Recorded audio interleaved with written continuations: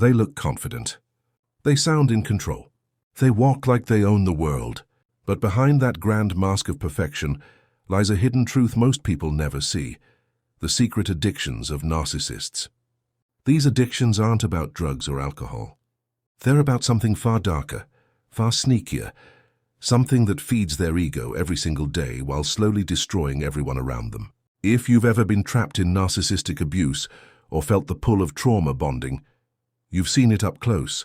That strange cycle where the narcissist seems to need you, but also hates you for being needed. Here's the truth. Narcissists are addicts, not to substances but to emotions.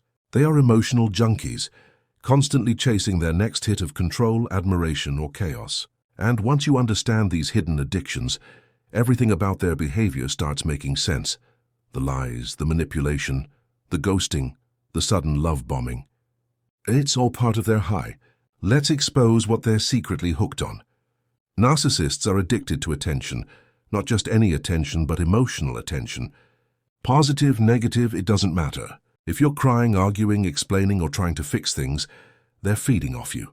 They get a rush from watching your emotions dance around their words. The moment you stop reacting, they start panicking, because silence feels like withdrawal. And that's why they suddenly reappear after disappearing, the infamous narcissistic hoovering. They don't miss you. They miss the supply. The drama, the validation, the energy, that's their oxygen.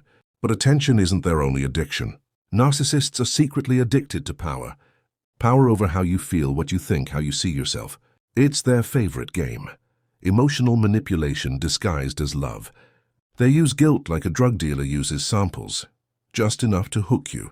They say things like, "You're too sensitive," or "You're overreacting," until you start doubting your own emotions.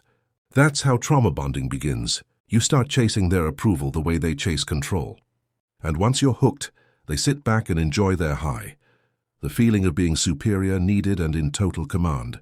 And let's not forget their addiction to admiration. The covert narcissist especially thrives on this. They act humble, but secretly crave applause for their fake kindness. They want people to say, "You're such a good person," while they quietly destroy your confidence behind closed doors. Every compliment is like a sip of wine to their ego. Every like, every follower, every person who falls for their charm, it's a dose of dopamine. They build their self-worth from external approval, because inside they feel empty. Without attention, they collapse. That's why they can't stand it when someone else shines. Your happiness threatens their supply. Your success steals their spotlight. So they'll start subtle. Little backhanded compliments, sarcastic digs, fake concern, all just to make sure you shrink while they shine. Then comes their addiction to chaos. Yes, you heard that right. Narcissists get high on chaos. Peace is boring to them. A calm, mature relationship feels like emotional starvation. So they start drama out of nowhere. Arguments over nothing, silent treatments for imagined crimes, fake tears when you pull away. They stir the emotional pot just to feel alive again. Because when you're upset, they feel powerful. When you're calm, they feel invisible. Ever notice how things get worse right when they seem to be getting better? That's not an accident. That's their addiction demanding another hit of your energy. But here's where it gets even darker. Narcissists are secretly addicted to pain. Not theirs, yours. They feed on emotional pain like a vampire feeds on blood. It makes them feel significant. Watching you break down validates their control. It's their proof that they matter. They'll never admit it, but your suffering gives them a twisted sense of purpose. That's why they provoke you, then act innocent. They love playing victim to the chaos they create. It keeps them feeling powerful while keeping you off balance. Underneath all that control and confidence, though, is a terrified little child who's addicted to being worshipped because they were never truly seen. Their arrogance hides insecurity. Their charm hides fear. Their manipulation hides the panic of being ordinary. Deep down, narcissists can't handle real intimacy because intimacy requires vulnerability. And vulnerability is their biggest fear. That's why they sabotage good relationships and chase toxic ones. Because drama feels safer than love. Control feels safer than connection. If you've ever dealt with a covert narcissist, you've probably seen this addiction up close. The constant need for validation mixed with emotional neglect. One moment they shower you with attention, and the next they disappear or make you feel like a burden. That's the push-pull dance of a narcissistic addict. They want the high of being adored, but can't handle the responsibility of real emotional closeness. And the irony? Narcissists are addicted to the very thing they destroy: love. They crave love deeply but can't process it. When someone loves them genuinely, it triggers their self-hate, so they ruin it before it ruins them. It's like watching someone set fire to the only bridge that could have saved them. They keep burning connection after connection, convinced that one day someone will love them enough to heal them, but they never stay long enough to let it happen. They're also addicted to fantasy, the fantasy of being special, superior, envied. They live in a movie where they're the main character, and everyone else is just background noise. They rewrite history, twist reality, and create fake narratives that make them look like heroes or victims. And if you dare to challenge their version of events, you become the villain. That's not logic. That's emotional addiction at its peak. They can't survive without the fantasy, because reality doesn't match their ego's expectations. Even their social media habits reveal it. The endless selfies, the humble brags, the cryptic quotes about betrayal, all signs of their addiction to external validation. They need the audience. Without it, they spiral. And when they don't get enough supply online, they start hunting for it offline, through new admirers, fake friendships, or old exes. Ever wondered why narcissists love to recycle relationships? Because you were once their favorite drug. And when new supply fails to hit the same way, they come back for another taste of what you used to give them. But here's the twist they'll never admit. Every addiction has a crash. When no one's watching, when the mask slips, when their latest target walks away, they fall into emptiness.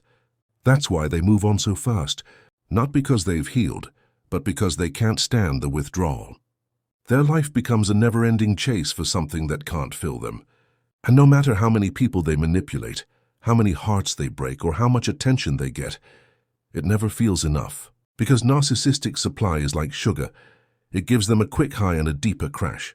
So what's the solution for you, the one who's been trapped in their emotional storm? It's understanding this. You can't compete with their addiction. You can't love them out of it, fix them, or reason them into awareness. Narcissists don't want healing as they want control. The more you try to help them, the more you become their supply. The real transformation happens when you stop feeding the addiction. When you detach emotionally, stop explaining, stop reacting, and start observing. That's when the power shifts. They'll sense it instantly. Your silence will feel louder than their manipulation. And yes, they'll try everything to pull you back in.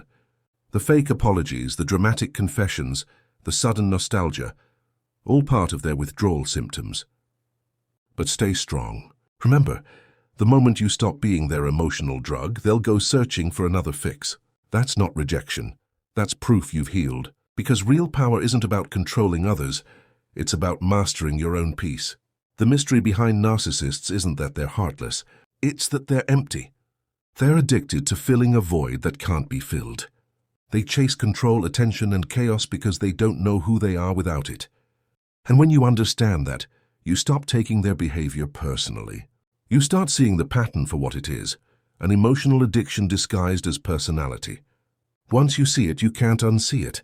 You'll start recognizing the signs everywhere, in relationships, workplaces, even family dynamics. The constant need for praise, the subtle manipulation, the drama that never ends. But instead of being trapped in it, you'll rise above it. You'll stop feeding their addictions and start protecting your energy like it's gold. And that's your transformation. From being drained by narcissistic abuse to being aware, calm, and untouchable. Because once you stop reacting, their addictions starve, their power fades, and the person who once made you feel small suddenly looks tiny in your eyes. So remember this truth. Narcissists don't crave love, they crave control. They don't want connection, they want compliance. Their secret addictions may be invisible, but their patterns always reveal them. Once you learn to see beyond the charm, you'll never fall for the performance again. And when that moment comes, when you finally see through the mask and walk away, that's not just freedom. That's recovery from their addiction and yours. The addiction to believing you could ever be enough for someone who's never enough for themselves. Because the biggest secret of all? Narcissists aren't addicted to you. They're addicted to the reflection you give them. And when you stop being their mirror, they lose the only version of themselves they ever truly loved. That's when you win.